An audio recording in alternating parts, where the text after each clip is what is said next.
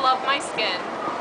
I used to be really self-conscious about having bigger hips in proportion to the rest of my body and how like my thighs touched, but then I realized that it's not necessarily a flaw and I've learned to accept it as part of who I am.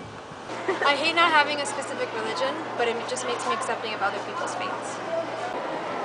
I hate being short in the past, but now being short isn't like a problem anymore because I have a strong self-esteem. One thing that I kind of struggled with myself was that I was kind of shy.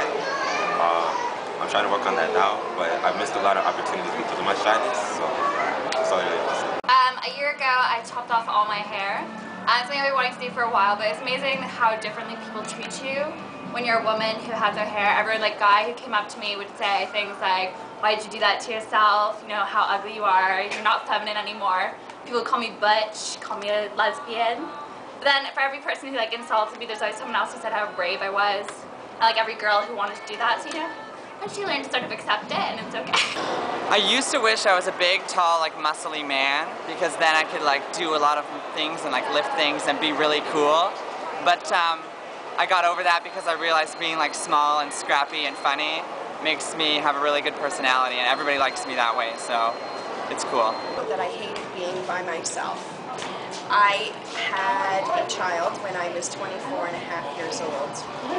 It was a little early in life for me, however, I believe that he defined who I am. I was with his father for 3 years. His father left us, and I was forced to be by myself for a long time.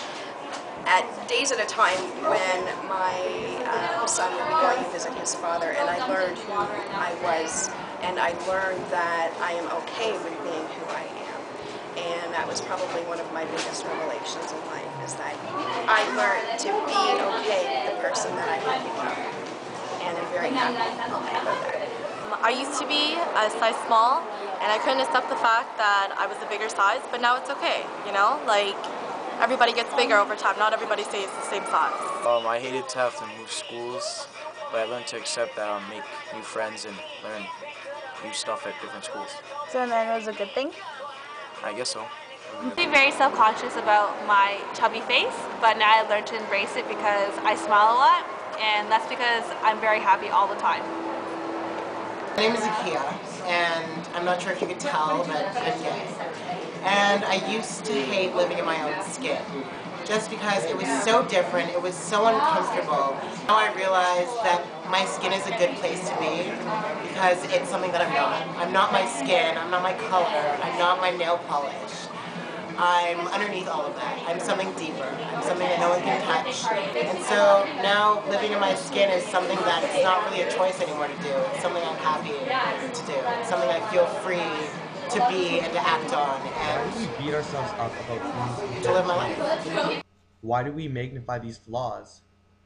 Maybe it's because everyone we come into contact with in our lives want us to be as they are and think as they do. They will want you to be like this or like that. Well, the next time you think someone won't accept something about you, just say this: I'll make him or her an offer that she or he can't refuse. Me, and nothing but me. Flaws, regrets, mistakes, and all. Perhaps these things are flaws only as long as we ourselves deem them so.